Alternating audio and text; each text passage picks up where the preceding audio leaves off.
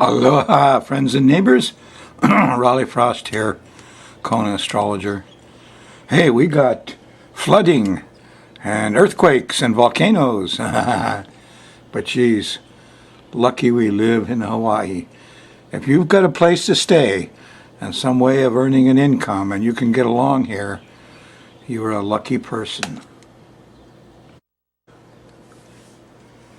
I've got some interesting things to share with you on this show. Hey, I got Stormy Daniels' natal chart. Ha ha ha ha. Anyway, before I get there, a little business first. I want to make sure that you're up to speed on the next 10 days. So we're going to go over the sky mirror in program 1121. Cover the last bit of May, first few days in June 2018. Here's your chart. Now I know this looks complicated to you, but it's really not, you know. Charts are just pictures of the sky. Here's the horizon. The sun comes up over here and goes down there. Now I said all these charts for 0 Aries, for convenience sake. But think of it this way. There's 10 planets around the edge here, counting the moon. And these are the characters in the play. And you already know who these characters are. They're in your language, they're in your culture, they're everywhere. You have a deep knowledge of astrology that you kind of forgot. So getting to know the characters, that's kind of easy. These lines, tell me how they get along. 120-degree trines, oh boy, they get along just like this. Or sextiles. Turn magnets at a different angle. Whew, they won't go to get it all, they fight. Here's an opposition. See, your week is starting off. Here's Venus opposing Saturn. Now this ain't so good for Venus. Sweet, sexy sister. She's in Cancer, too. So she's extra sweet and extra sexy. But by golly, when you see the show Thursday night, she's at 7 degrees. Yeah, Saturn's at 8. Going backwards. So she's going to run afoul of the rules, the regulations, the old guys, disappointments, limitations in love. That's what you see here at the first of your week. The time you get to the end of your next week, Venus runs up and she opposes Pluto. So she's having trouble with control and police powers and things. So not so hot. Here's Mars. Mars has gone into Aquarius, but Uranus, the guy she's been squaring, has gone into Taurus. And they're only 2 degrees apart from a square, 90 degrees. These guys are, here's fires that are hard to stop. There's electrical fires, motor fires, plane crashes, train crashes, things that goes around. They get overheated. Mars is squaring them. Too much Mars, too much heat. The wiring burnt out. So you're going to see a lot of that. That's kind of ongoing. These all come up, well, more on that later. So the sun's in Gemini. It's going from 4 to 14. The sun is trining Mars. It says, get out there and do some physical work. Fix some things. That feels good.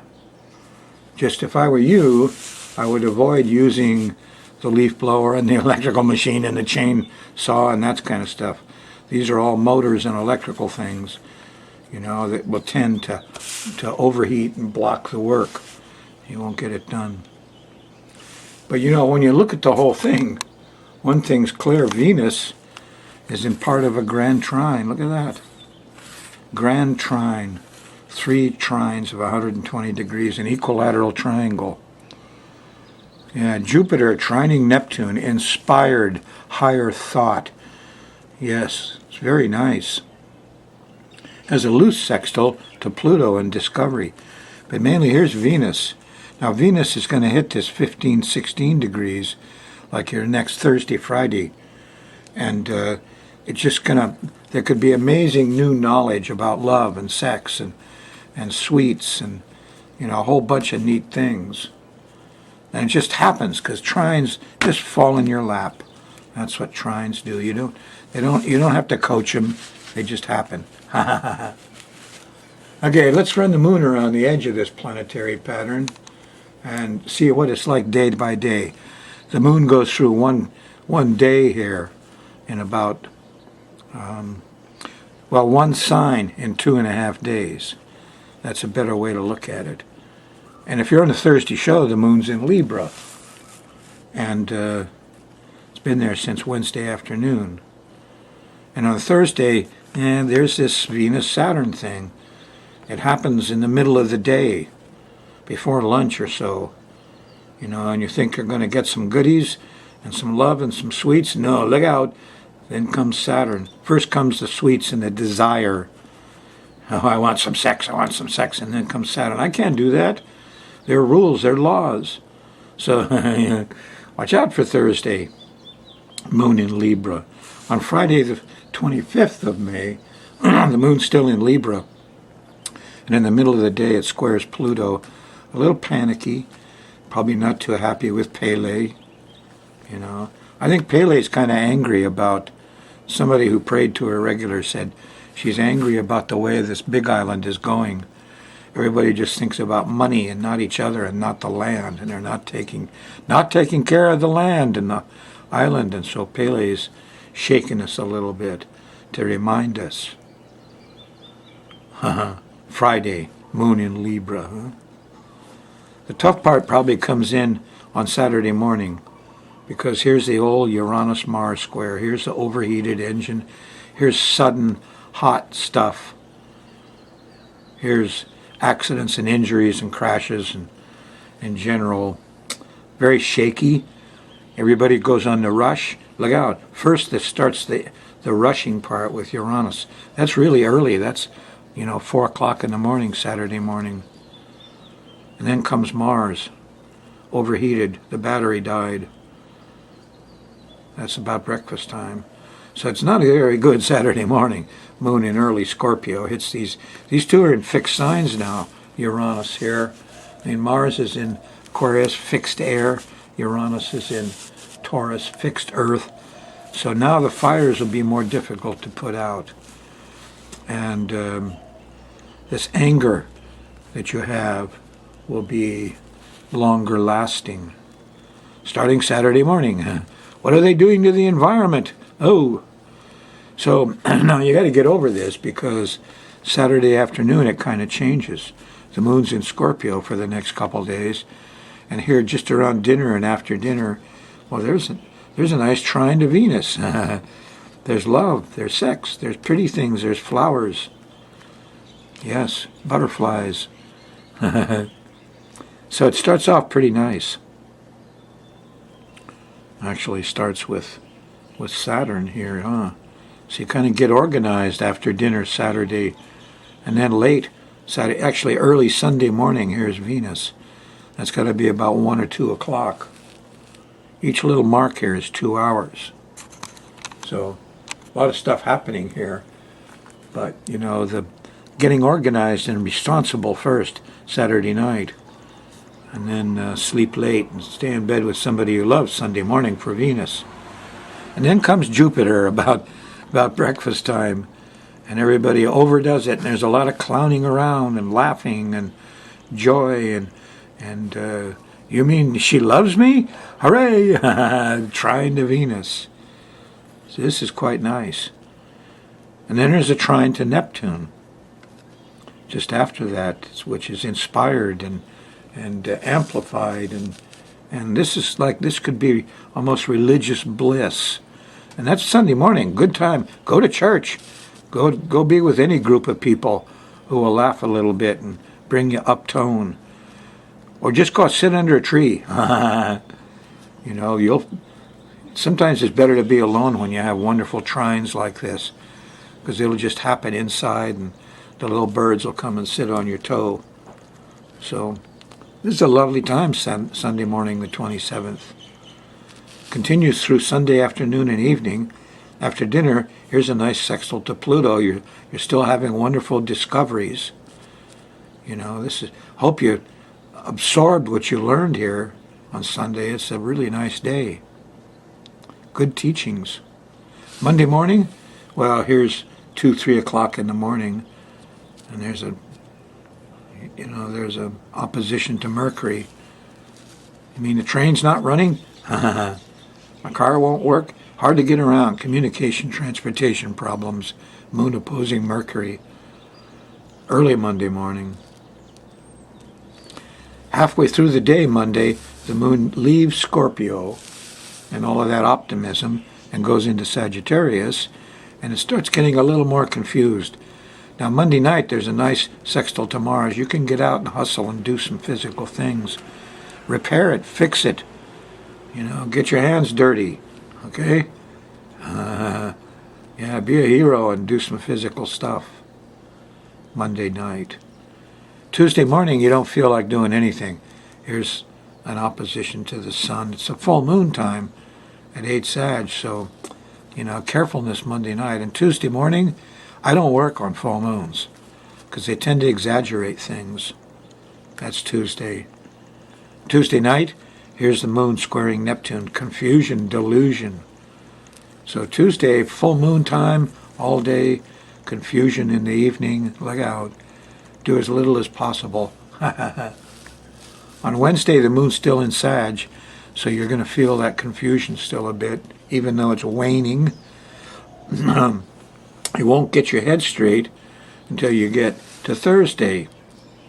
And here on Thursday, the moon goes into Capricorn, and real early in the morning, it sextiles, or it trines Uranus. Common sense clicks in. You know, higher mental sciences. Yeah, astrology works. What did you think? You think that 80 different civilizations in the last 20,000 years were wrong? And we're right? Is there really a heaven and a hell? And is the whole Christian, you know, Jewish, Muslim, you know, fantasy true? No, it's not. Reincarnation is true. Astrology works. It's a different world. And we've been duped for 2,000 years. A flash of reality could hit you early Thursday morning. I hope it does. But you'll get brought down right away. What do you mean global warming is real? Here's Saturn. Here's a business guy. Here's a politician. And he ain't happy. And you're going to see, as the moon goes by Saturn, it sobers everybody up. What, Trump bailed out of the Iran deal? Why didn't he just negotiate his way out? You know? Jeez. Back in the land of scary. And that's the way it is Thursday, May 31st. On Friday, June 1st, starts early in the morning with an opposition to Venus. Not much sweets, not much pleasure. Might as well get up and go for it. Around breakfast time, here's a sextile to Jupiter. Aha, new information. Then there's a sextile to Neptune. Inspiration. So Friday could start out pretty well if you're not a glutton about something you think you missed. And by the time you get to Friday night and after dinner, the moon goes by Pluto. Discovery. I love discovery. You know, you can get into a lot of things. Friday, what is that? Underground movies at TCM. And Friday you get Ancient Aliens. A lot of discovery goes on.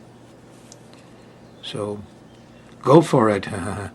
Be a Sherlock Holmes. Be Pluto. Moon goes by Pluto. We're all Pluto. Everybody's mind just turns that way Friday afternoon and evening. Saturday morning, moon's still in Capricorn. It starts to get more physical, but, you know, here's that square to Uranus. There's a glitch. The power went out. The battery's dead. I feel isolated, alone, shaky, edgy. Saturday morning. Yeah. And then Saturday night, the moon goes by Mars and we're angry. So Saturday isn't a very cool day. Aloneness, angriness. You know, Sunday morning on June 3rd, if you got over your angriness of the night before, it could be kind of nice. Here's a sextile to Mercury, you know, about just before lunch or so. And after lunch, before dinner, here's a trine to the sun. You're getting stuff done. Tendency to overdo it that you'll notice around dinner time when the moon squares Jupiter, but still not too bad a day. Changes, doesn't it? Every couple days the moon 2.5 days the moon changes sign, and all the vibes change. And if you really watch what's going on here in the sky mirror, you'll be kind of amazed. Of course, this ain't your chart. Your chart could be running against this tide sometimes, but basically the people around you, the neighbors, what's going through your head, the birds, the dogs, the cats, people at work, all of them kind of follow the same path. Of course, they don't realize that they're all dancing in time to the same rhythm, do they? So if you say to them on Thursday at lunch, "Oh, what a depressing day. You know, we all have to be so sober." Some people will say, "Yes, it sure is gray and depressing, isn't it?"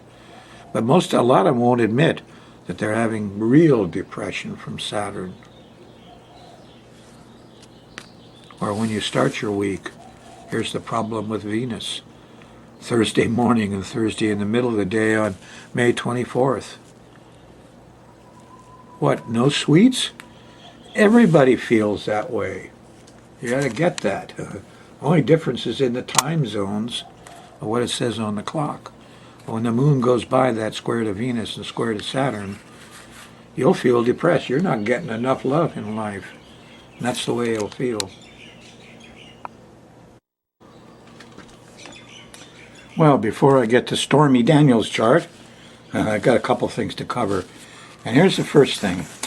You know, last week I shared with you Marco Polo and Kublai Khan and how 5,000 astrologers were working in the Chinese capital. And what did they do? They used the planets to predict earthquakes. Yes, hurricanes, the weather, all kinds of things. And they put them on little square sheets and turned them into the emperor. And whoever was most accurate, they got rewarded. And then they said nobody in China would go on a trip or would affect to start some large enterprise without checking with an astrologer. Now this was the time of Marco Polo. Yeah. Same time Benjamin Franklin is saying, shame to the age we live in. Nobody's using astrology. They used to check up on everything. Well, what I showed you with the Chinese thing is what I learned some time ago, and I began to try it out. And so if you've been watching the show for almost the last decade, you've seen me go after earthquakes and hurricanes and all kinds of stuff. But what happened the other day is I kind of coasted on you a little bit. And I guess the reason I did, the astrologers in Kublai Khan's court, everybody listened to him. And those that Ben Franklin talked about, everybody listened. The farmers would depend on that information. But I realized that when I do some of this stuff, it doesn't make any difference to people. Let me show you an example. Okay, in Hawaii, there was 2 lunations that I really didn't report.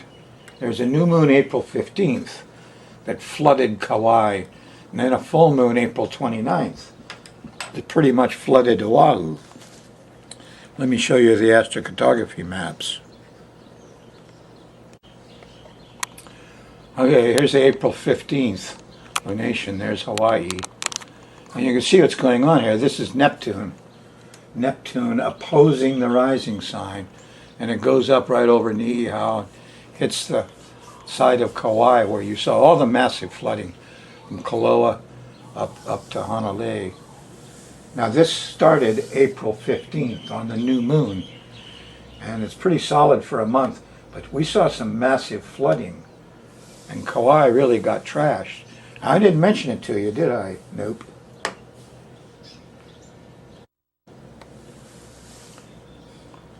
Okay, here's the April 29th, full moon. And again, here's Neptune opposing the rising sign. And this time you see it goes up here right along the west coast of Oahu. It's focused more there. And Oahu is still not getting flooded. It's not done being flooded. We're still in that month, the whole month of May. So there was 2 of them, and I didn't mention them. How come, huh? Well, it wouldn't have made any difference to anybody. And it takes a lot of work. And I realized, I've proved that I could use the ancient Chinese stuff. It's complicated. You got to do not just full moons and new moons, but all the quarter moons. And sometimes what you see here goes off 2-3 months early.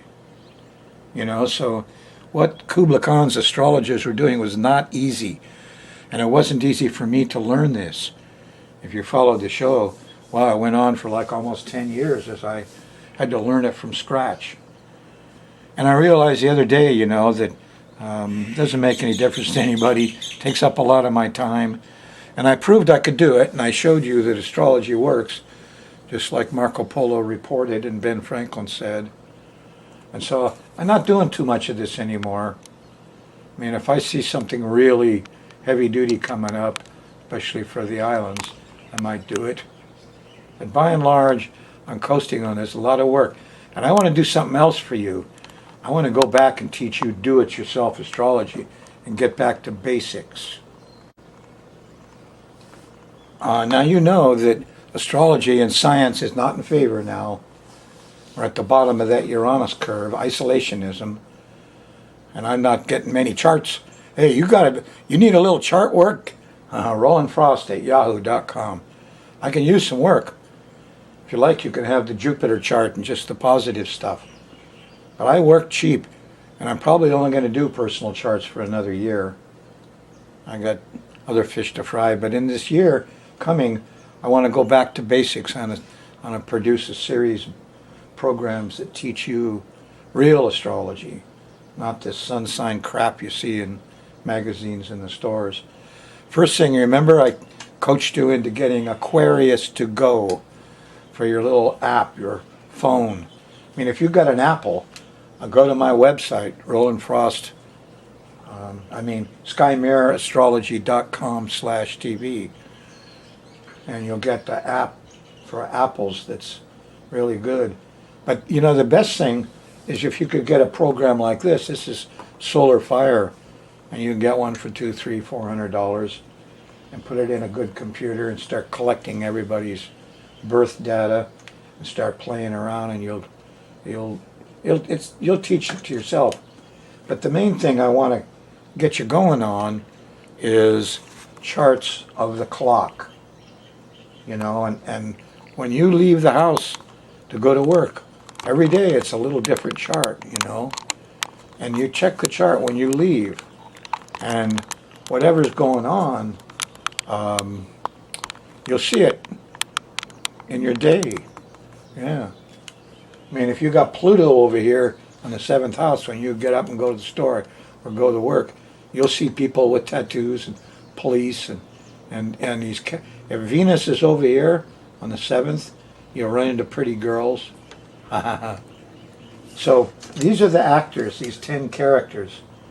And whenever you leave your house, it makes a chart.